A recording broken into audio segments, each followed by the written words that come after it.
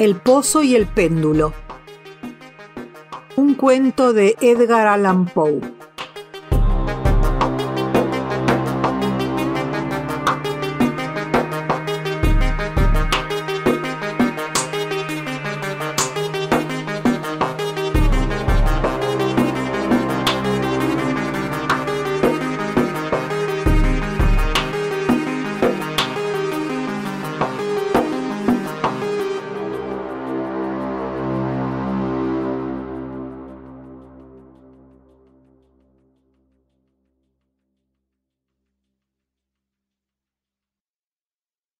Estaba agotado hasta no poder más por aquella larga agonía. Cuando por último me desataron y pude sentarme, noté que perdía el conocimiento. La sentencia, la espantosa sentencia de muerte, fue la última frase claramente acentuada que llegó a mis oídos. Luego, el sonido de las voces de los inquisidores me pareció que se apagaba en el indefinido zumbido de un sueño. El ruido aquel provocaba en mi espíritu una idea de rotación, quizá a causa de que lo asociaba en mis pensamientos con una rueda de molino. Pero aquello duró poco tiempo, porque de pronto no oí nada más. No obstante, durante algún rato pude ver, pero con qué terrible exageración. Veía los labios de los jueces vestidos de negro. Eran blancos. Más blancos que la hoja de papel sobre la que estoy escribiendo estas palabras, y delgados hasta lo grotesco, adelgazados por la intensidad de su dura expresión, de su resolución inexorable, del riguroso desprecio al dolor humano. Veía que los decretos de lo que para mí representaba el destino salían aún de aquellos labios. Los vi retorcerse en una frase mortal. Los vi pronunciar las sílabas de mi nombre y me estremecí al ver que el sonido no seguía al movimiento. Durante varios momentos de espanto frenético vi también la blanda y casi imperceptible ondulación de las negras colgaduras que cubrían las paredes de la sala. Y mi vista cayó entonces sobre los 7 grandes hachones que se habían colocado sobre la mesa. Tomaron para mí, al principio, el aspecto de la caridad, y los imaginé ángeles blancos y esbeltos que debían salvarme. Pero de pronto una náusea mortal invadió mi alma y sentí que cada fibra de mi ser se estremecía como si hubiera estado en contacto con el hilo de una batería galvánica. Y las formas angélicas se convertían en insignificantes espectros con cabeza de llama, y comprendí que no debía esperar de ellos auxilio alguno. Entonces, como una magnífica nota musical, se insinuó en mi imaginación la idea del inefable reposo que nos espera en la tumba. Llegó suave, furtivamente. Creo que necesité un gran rato para apreciarla por completo. Pero en el preciso instante en que mi espíritu comenzaba a sentir esa idea y a acariciarla, las figuras de los jueces se desvanecieron por arte de magia. Los grandes hachones se redujeron a la nada. Sus llamas se apagaron y sobrevino la negrura de las tinieblas. Todas las sensaciones parecieron desaparecer como en una zambullida loca y precipitada del alma en el Hades. Y el universo fue solo noche, silencio, inmovilidad. Estaba desvanecido. Pero, no obstante, no puedo decir que hubiese perdido la conciencia del todo. La que me quedaba no intentaré definirla ni describirla siquiera.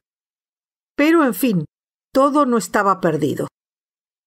En medio del más profundo sueño, no, en medio del delirio, no, en medio del desvanecimiento, no, en medio de la muerte, no.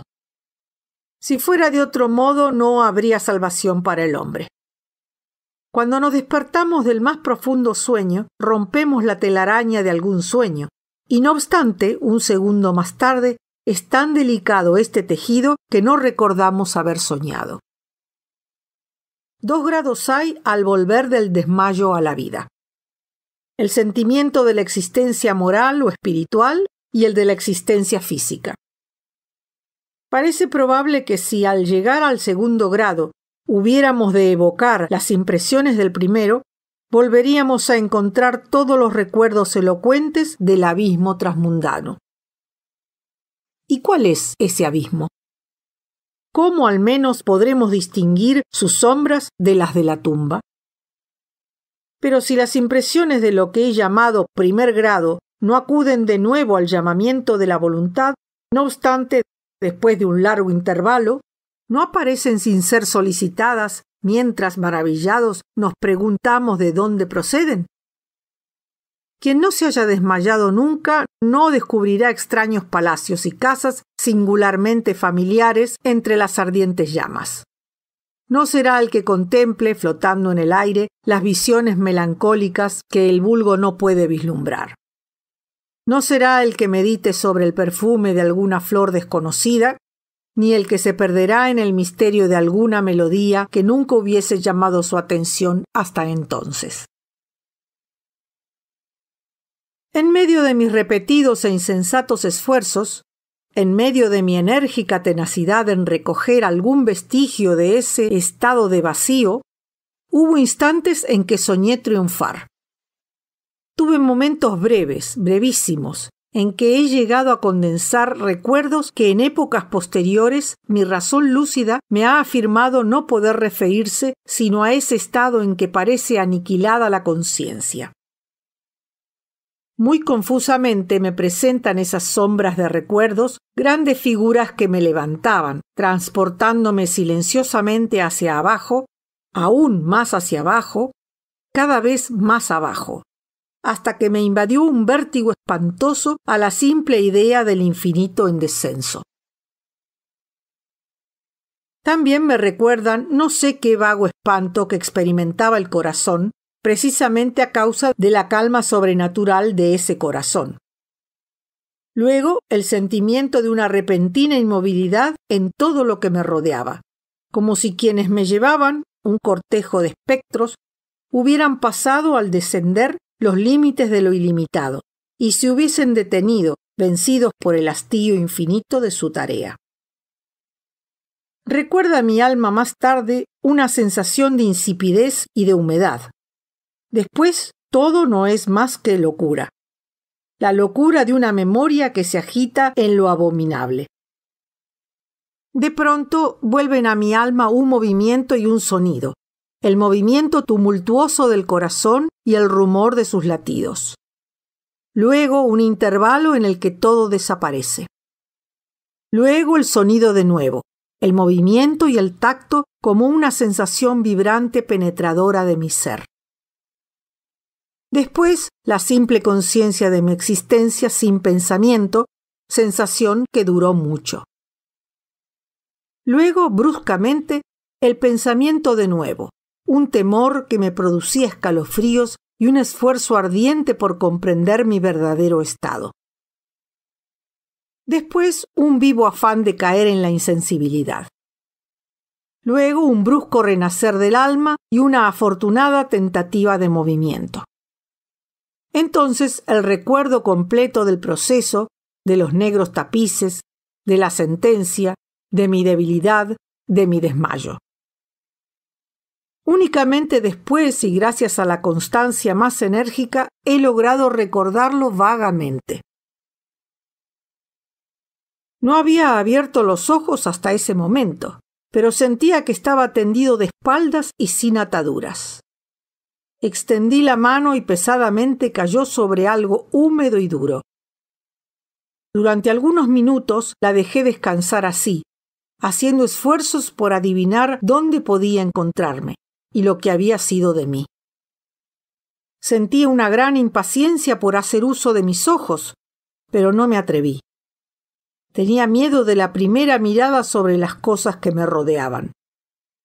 No es que me aterrorizara contemplar cosas horribles, sino que me aterraba la idea de no ver nada. A la larga, con una loca angustia en el corazón, abrí rápidamente los ojos. Mi espantoso pensamiento se hallaba, pues, confirmado. Me rodeaba la negrura de la noche eterna. Me parecía que la intensidad de las tinieblas me oprimía y me sofocaba. La atmósfera era intolerablemente pesada. Continué acostado tranquilamente e hice un esfuerzo por emplear mi razón. Recordé los procedimientos inquisitoriales y, partiendo de esto, procuré deducir mi posición verdadera. Había sido pronunciada la sentencia, y me parecía que desde entonces había transcurrido un largo intervalo de tiempo. No obstante, ni un solo momento imaginé que estuviera realmente muerto. A pesar de todas las ficciones literarias, semejante idea es absolutamente incompatible con la existencia real. Pero ¿dónde me encontraba y cuál era mi estado? Sabía que los condenados a muerte morían con frecuencia en los autos de fe.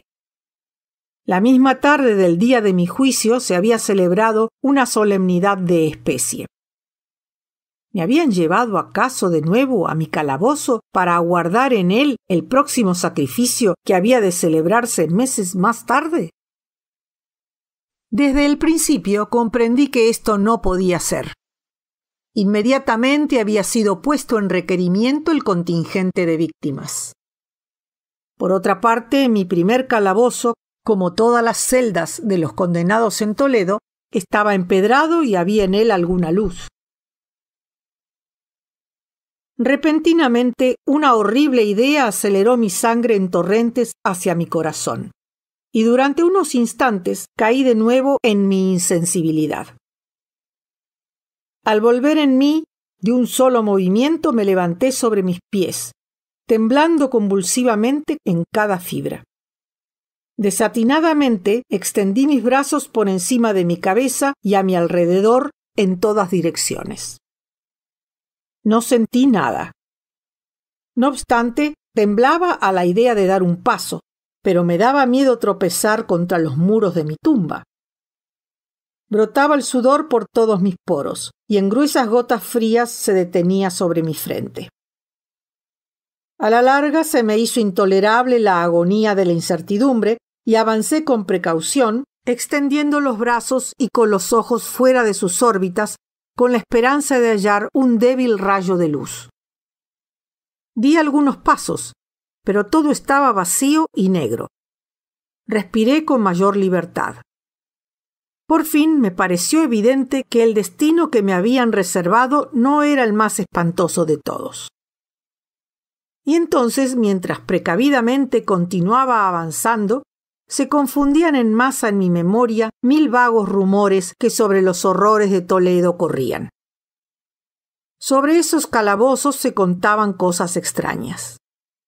Yo siempre había creído que eran fábulas, pero, sin embargo, eran tan extraños que solo podían repetirse en voz baja. ¿Debía morir yo de hambre en aquel subterráneo mundo de tinieblas?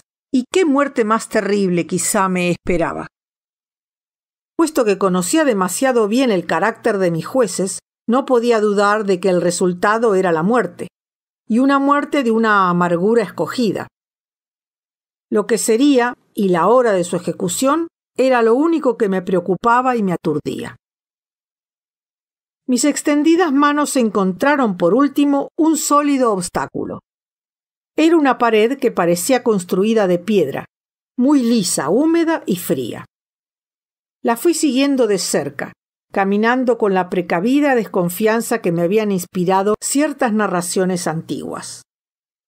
Sin embargo, esta operación no me proporcionaba medio alguno para examinar la dimensión de mi calabozo, pues podía dar la vuelta y volver al punto de donde había partido sin darme cuenta de lo perfectamente igual que parecía la pared.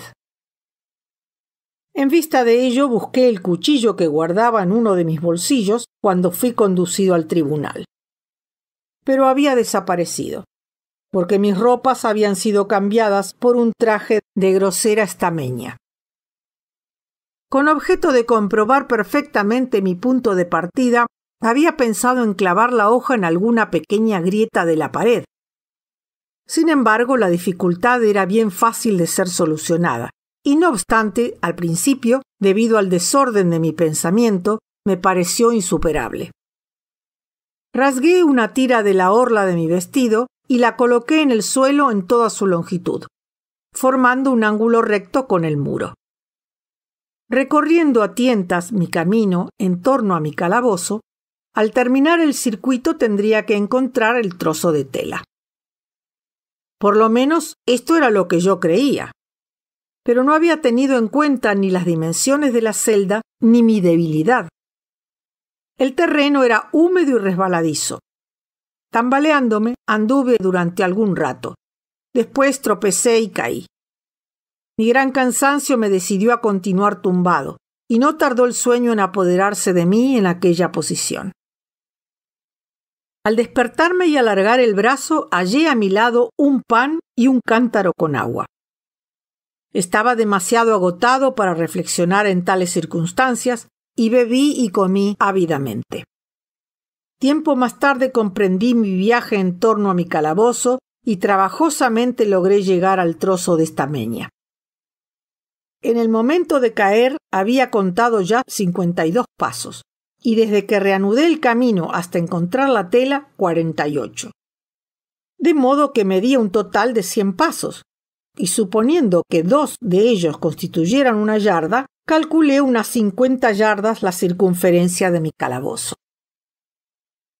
Sin embargo, había tropezado con numerosos ángulos en la pared, y esto impedía el conjeturar la forma de la cueva, pues no había duda alguna de que aquello era una cueva.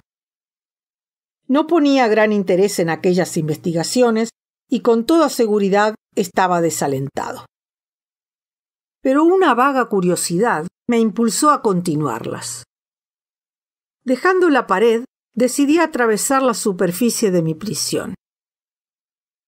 Al principio procedí con extrema precaución, pues el suelo, aunque parecía ser de una materia dura, era traidor por el limo que en él había. No obstante, al cabo de un rato logré animarme y comencé a andar con seguridad, procurando cruzarlo en línea recta. De esta forma avancé 10 o 12 pasos, cuando el trozo rasgado que quedaba de orla se me enredó entre las piernas, haciéndome caer de bruces violentamente. En la confusión de mi caída, no noté al principio una circunstancia no muy sorprendente y que, no obstante, segundos después, hallándome todavía en el suelo, llamó mi atención.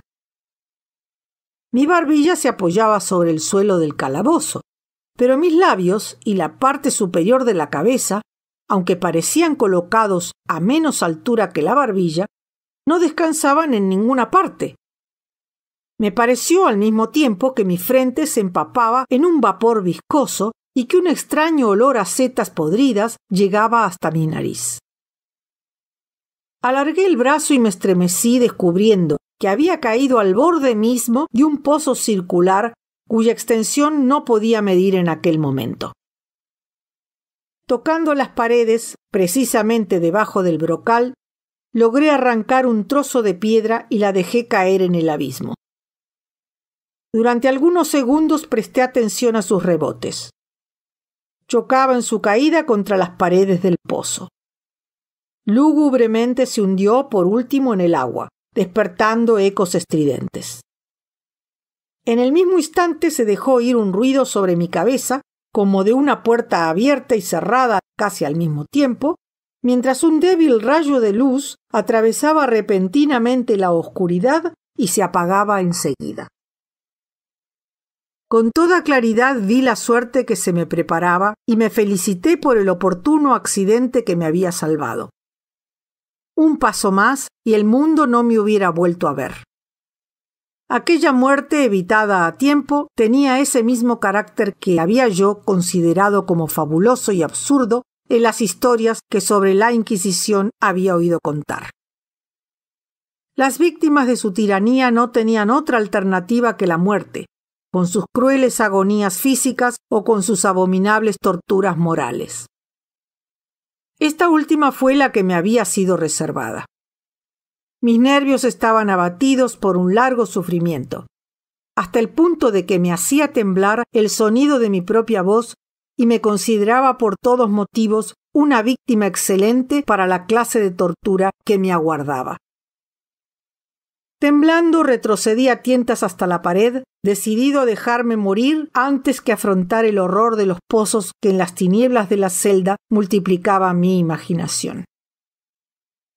En otra situación de ánimo hubiese tenido el suficiente valor para concluir con mis miserias de una sola vez, lanzándome a uno de aquellos abismos. Pero en aquellos momentos era yo el más perfecto de los cobardes. Por otra parte, me era imposible olvidar lo que había leído con respecto a aquellos pozos de los que se decía que la extinción repentina de la vida era una esperanza cuidadosamente excluida por el genio infernal de quien los había concebido. Durante algunas horas me tuvo despierto la agitación de mi ánimo, pero por último me adormecí de nuevo. Al despertarme, como la primera vez, hallé a mi lado un pan y un cántaro de agua. Me consumía una sed abrasadora, y de un trago vacié el cántaro. Algo debía de tener aquella agua, pues apenas bebí sentí unos irresistibles deseos de dormir. Caí en un sueño profundo parecido al de la muerte. No he podido saber nunca cuánto tiempo duró, pero al abrir los ojos pude distinguir los objetos que me rodeaban. Gracias a una extraña claridad sulfúrea, cuyo origen no pude descubrir al principio, podía ver la magnitud y aspecto de mi cárcel. Me había equivocado mucho con respecto a sus dimensiones. Las paredes no podían tener más de 25 yardas de circunferencia. Durante unos minutos, ese descubrimiento me turbó grandemente, turbación en verdad pueril, ya que dadas las terribles circunstancias que me rodeaban, ¿qué cosa menos importante podía encontrar que las dimensiones de mi calabozo? Pero mi alma ponía un interés extraño en las cosas nimias, y tenazmente me dediqué a darme cuenta del error que había cometido al tomar las medidas de aquel recinto. Por último, se me apareció como un relámpago la luz de la verdad. En mi primera exploración había contado 52 pasos hasta el momento de caer. En ese instante debía encontrarme a 1 o 2 pasos del trozo de tela. Realmente había efectuado casi el circuito de la cueva. Entonces me dormí y al despertarme necesariamente debí de volver sobre mis pasos, creando así un circuito casi doble del real. La confusión de mi cerebro me impidió darme cuenta de que había empezado la vuelta con la pared a mi izquierda y que la terminaba teniéndola a la derecha. También me había equivocado por lo que respecta a la forma del recinto. Tanteando el camino había encontrado varios ángulos, deduciendo de ello la idea de una gran irregularidad. Tan poderoso es el efecto de la oscuridad absoluta sobre el que sale de un letargo o de un sueño. Los ángulos eran sencillamente producto de leves depresiones o huecos que se encontraban a intervalos desiguales. La forma general del recinto era cuadrada. Lo que creía mampostería parecía ser ahora hierro u otro metal dispuesto en enormes planchas cuyas suturas y junturas producían las depresiones. Toda la superficie de aquella construcción metálica estaba embadurnada groseramente con toda clase de emblemas horrorosos y repulsivos nacidos de la superstición sepulcral de los frailes. Figuras de demonios con amenazadores gestos, con formas de esqueleto y otras imágenes de horror más realista llenaban en toda su extensión las paredes. Me di cuenta de que los contornos de aquellas monstruosidades estaban suficientemente claros, pero que los colores parecían manchados y estropeados por efecto de la humedad del ambiente. Vi entonces que el suelo era de piedra. En su centro había un pozo circular de cuya boca había yo escapado, pero no vi que hubiese alguno más en el calabozo. Todo esto lo vi confusamente y no sin esfuerzo, pues mi situación física había cambiado mucho durante mi sueño. Ahora, de espaldas, estaba acostado cuán largo era sobre una especie de armadura de madera muy baja. Estaba atado con una larga tira que parecía de cuero. Se enrollaba en distintas vueltas en torno a mis miembros y a mi cuerpo, dejando únicamente libres mi cabeza y mi brazo izquierdo. Sin embargo, tenía que hacer un violento esfuerzo para alcanzar el alimento que contenía un plato de barro que habían dejado a mi lado sobre el suelo. Con verdadero terror me di cuenta de que el cántaro había desaparecido. Y digo con terror porque me devoraba una sed intolerable. Creí entonces que el plan de mis verdugos consistía en exasperar esta sed, puesto que el alimento que contenía el plato era una carne cruelmente salada. Levanté los ojos y examiné el techo de mi prisión. Se hallaba a una altura de 30 o 40 pies y se parecía mucho por su construcción a las paredes laterales. En una de sus caras llamó mi atención una figura de las más singulares. Era una representación pintada del tiempo, tal como se acostumbra a representarlo, pero en lugar de la guadaña tenía un objeto que a primera vista creí se trataba de un enorme péndulo como los de los relojes antiguos. No obstante, algo había en el aspecto de aquella máquina que me hizo mirarla con más detención. Mientras la observaba directamente mirando hacia arriba, pues se hallaba colocada exactamente sobre mi cabeza, me pareció ver que se movía. Un momento después se confirmaba mi idea. Su balanceo era corto y por tanto muy lento. No sin cierta desconfianza y sobre todo con extrañeza, la observé durante unos minutos. Cansado al cabo de vigilar su fastidioso movimiento, volví mis ojos hacia los demás objetos de la celda.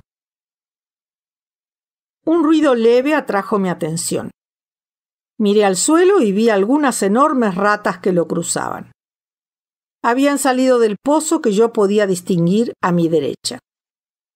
En ese instante, mientras las miraba, subieron en tropel a toda prisa, con voraces ojos y atraídas por el olor de la carne. Me costó gran esfuerzo y atención apartarlas. Transcurrió media hora, tal vez una hora, pues apenas imperfectamente podía medir el tiempo, cuando de nuevo levanté los ojos sobre mí. Lo que entonces vi me dejó atónito y sorprendido. El camino del péndulo había aumentado casi 1 yarda, y como consecuencia natural su velocidad era también mucho mayor. Pero principalmente lo que más me impresionó fue la idea de que había descendido visiblemente. Puede imaginarse con qué espanto observé entonces que su extremo inferior estaba formado por media luna de brillante acero que aproximadamente tendría 1 pie de largo de un cuerno a otro. Los cuernos estaban dirigidos hacia arriba y el filo inferior evidentemente afilado como una navaja barbera. También parecía una navaja barbera, pesado y macizo, y se ensanchaba desde el filo en una forma ancha y sólida. Se ajustaba a una gruesa varilla de cobre y todo ello silbaba moviéndose en el espacio. Ya no había duda alguna con respecto a la suerte que me había preparado la horrible ingeniosidad monacal.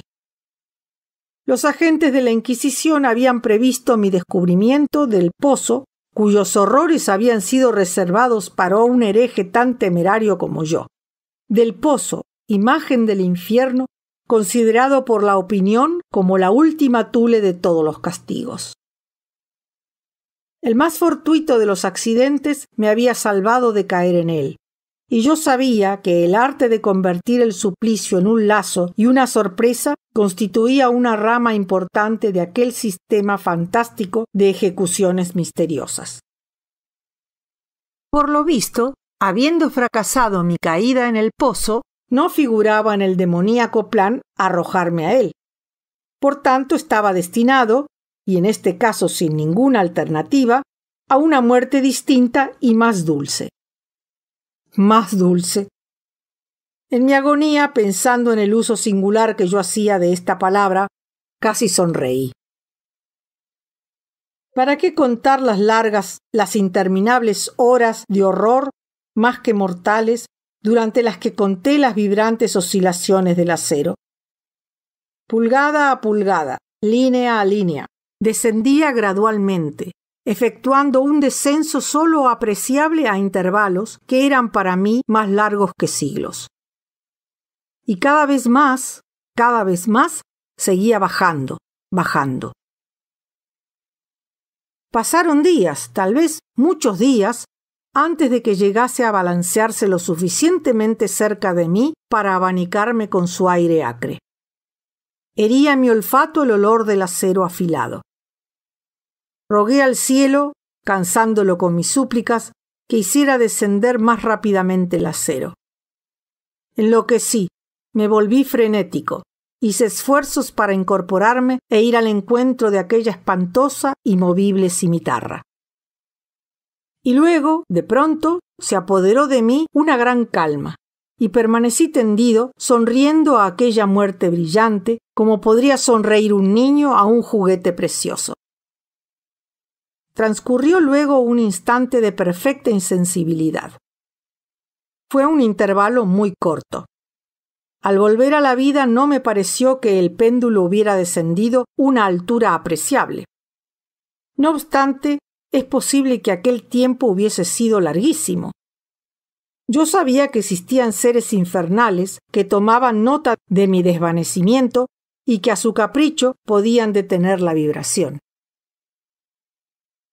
Al volver en mí sentí un malestar y una debilidad indecibles como resultado de una enorme inanición. Aún entre aquellas angustias, la naturaleza humana suplicaba el sustento.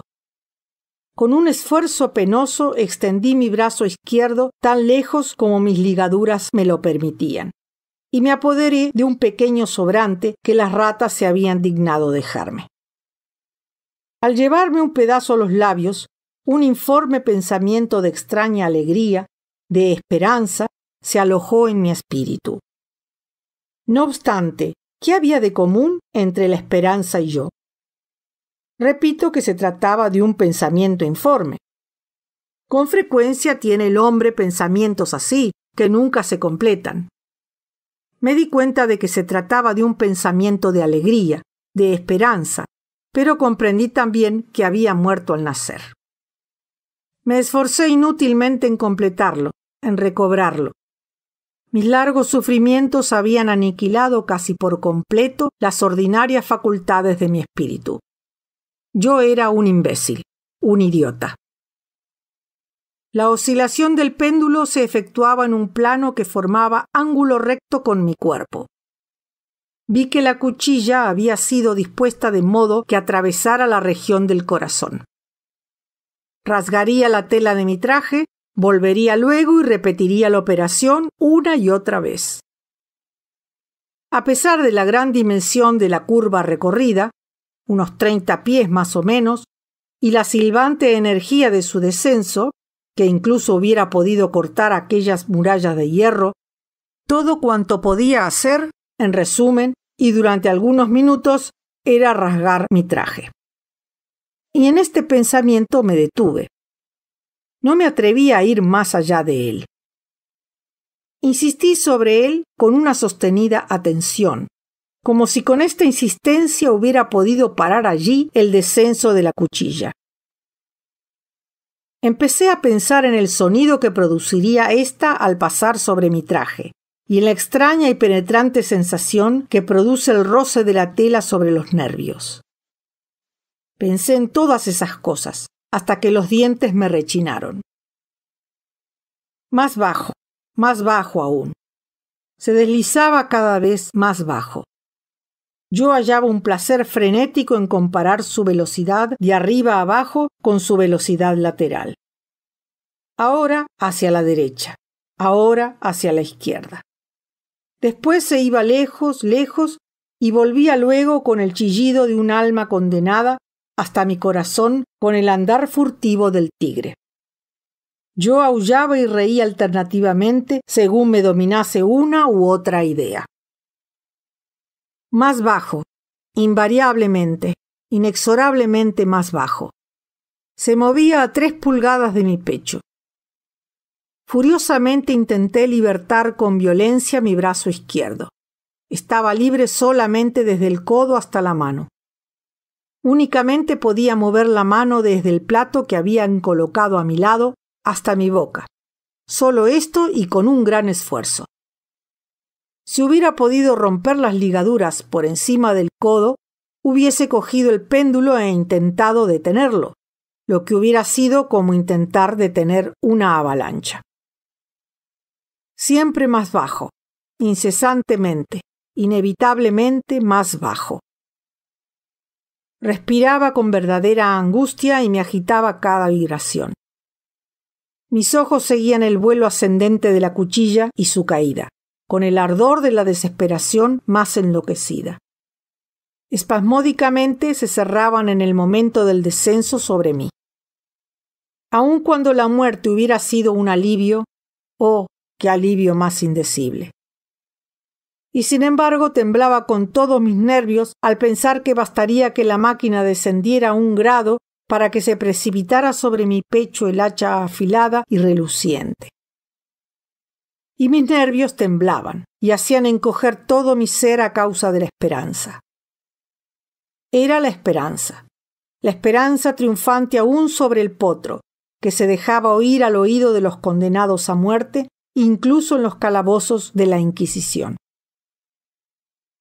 Comprobé que 10 o 12 vibraciones aproximadamente pondrían el acero en inmediato contacto con mi traje.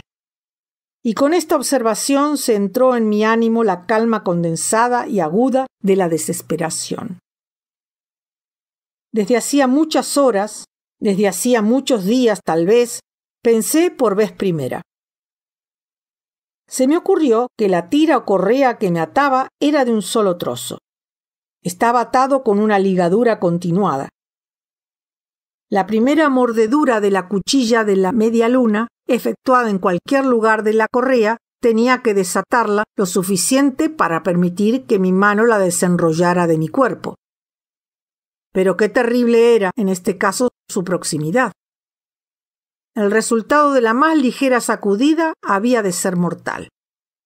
Por otra parte, ¿habrían previsto o impedido esta posibilidad los secuaces del verdugo? ¿Era probable que en el recorrido del péndulo atravesasen mi pecho las ligaduras? Temblando al imaginar frustrada mi débil esperanza, la última, realmente, levanté mi cabeza lo bastante para ver bien mi pecho. La correa cruzaba mis miembros estrechamente, juntamente con todo mi cuerpo en todos sentidos, menos en la trayectoria de la cuchilla homicida. Aún no había dejado de caer de nuevo mi cabeza en su primera posición, cuando sentí brillar en mi espíritu algo que solo sabría definir, aproximadamente, diciendo que era la mitad no formada de la idea de libertad que ya he expuesto y de la que vagamente había flotado en mi espíritu una sola mitad cuando llevé a mis labios ardientes el alimento. Ahora la idea entera estaba allí presente, débil, apenas viable, casi indefinida, pero, en fin, completa. Inmediatamente, con la energía de la desesperación, intenté llevarla a la práctica. Hacía varias horas que cerca del caballete sobre el que me hallaba acostado se encontraba un número incalculable de ratas. Eran tumultuosas, atrevidas, voraces. Fijaban en mí sus ojos rojos como si no esperasen más que mi inmovilidad para hacer presa. ¿A qué clase de alimento, pensé, se habrán acostumbrado en este pozo? Menos una pequeña parte, y a pesar de todos mis esfuerzos para impedirlo, habían devorado el contenido del plato. Mi mano se acostumbró a un movimiento de vaivén hacia el plato, pero a la larga la uniformidad maquinal de ese movimiento le había restado eficacia. Aquella plaga en su voracidad dejaba señales de sus agudos dientes en mis dedos. Con los restos de la carne aceitosa y picante que aún quedaba, froté vigorosamente mis ataduras hasta donde me fue posible hacerlo, y hecho esto retiré mi mano del suelo y me quedé inmóvil y sin respirar. Al principio lo repentino del cambio y el cese del movimiento hicieron que los voraces animales se asustaran. Se apartaron alarmados y algunos volvieron al pozo. Pero esta actitud no duró más de un instante. No había yo contado en vano con su glotonería. Viéndome sin movimiento, una o dos de las atrevidas se encaramaron por el caballete y olisquearon la correa. Todo esto me pareció el preludio de una invasión general. Un nuevo tropel surgió del pozo. Se agarraron a la madera, la escalaron y a centenares saltaron sobre mi cuerpo. Nada las asustaba el movimiento regular del péndulo. Lo esquivaban y trabajaban activamente sobre la engrasada tira. Se apretaban moviéndose y se amontonaban incesantemente sobre mí. Sentía que se retorcían sobre mi garganta, que sus fríos hocicos buscaban mis labios. Me encontraba medio sofocado por aquel peso que se multiplicaba constantemente. Un asco espantoso que ningún hombre ha sentido en el mundo henchía mi pecho y helaba mi corazón como un pesado vómito. Un minuto más y me daba cuenta de que la operación habría terminado. Sobre mí sentía perfectamente la distensión de las ataduras. Me daba cuenta de que en más de un sitio habían de estar cortadas. Con una resolución sobrehumana continué inmóvil. No me había equivocado en mis cálculos. Mis sufrimientos no habían sido vanos. Sentí luego que estaba libre. En pedazos colgaba la correa en torno de mi cuerpo. Pero el movimiento del péndulo se efectuaba ya sobre mi pecho. La estameña de mi traje había sido atravesada y cortada la camisa. Efectuó 2 oscilaciones más y un agudo dolor atravesó mis nervios. Pero había llegado el instante de salvación.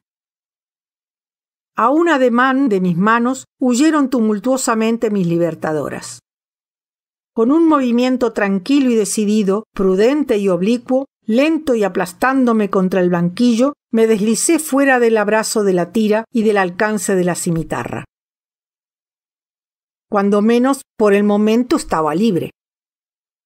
Libre. Y en las garras de la Inquisición. Apenas había escapado de mi lecho de horror, apenas hube dado algunos pasos por el suelo de mi calabozo, cesó el movimiento de la máquina infernal y la oí subir atraída hacia el techo por una fuerza invisible. Aquella fue una lección que llenó de desesperación mi alma. Indudablemente todos mis movimientos eran espiados. Libre. Había escapado de la muerte bajo una determinada agonía, solo para ser entregado a algo peor que la muerte misma, y bajo otra nueva forma. Pensando en ello, fijé convulsivamente mis ojos en las paredes de hierro que me rodeaban. Algo extraño, un cambio que en un principio no pude apreciar claramente, se había producido con toda evidencia en la habitación. Durante varios minutos en los que estuve distraído, lleno de ensueños y de escalofríos, me perdí en conjeturas vanas e incoherentes. Por primera vez me di cuenta del origen de la luz sulfurosa que iluminaba la celda. Provenía de una grieta de media pulgada de anchura que se extendía en torno del calabozo en la base de las paredes, que de ese modo parecían, y en efecto lo estaban, completamente separadas del suelo. Intenté mirar por aquella abertura, aunque como puede imaginarse, inútilmente. Al levantarme desanimado se descubrió a mi inteligencia, de pronto, el misterio de la alteración que la celda había sufrido. Había tenido ocasión de comprobar que, aun cuando los contornos de las figuras pintadas en las paredes fuesen suficientemente claros, los colores parecían alterados y borrosos. Ahora acababan de tomar, y tomaban a cada momento, un sorprendente e intensísimo brillo que daba a aquellas imágenes fantásticas y diabólicas un aspecto que hubiera hecho temblar a nervios más firmes que los míos. Pupilas demoníacas, de una viveza siniestra y feroz, se clavaban sobre mí desde 1000 sitios distintos, donde yo anteriormente no había sospechado que se encontrara ninguna, y brillaban cual fulgor lúgubre de un fuego que, aunque vanamente, quería considerar completamente imaginario. Imaginario. Me bastaba respirar para traer hasta mi nariz un vapor de hierro enrojecido.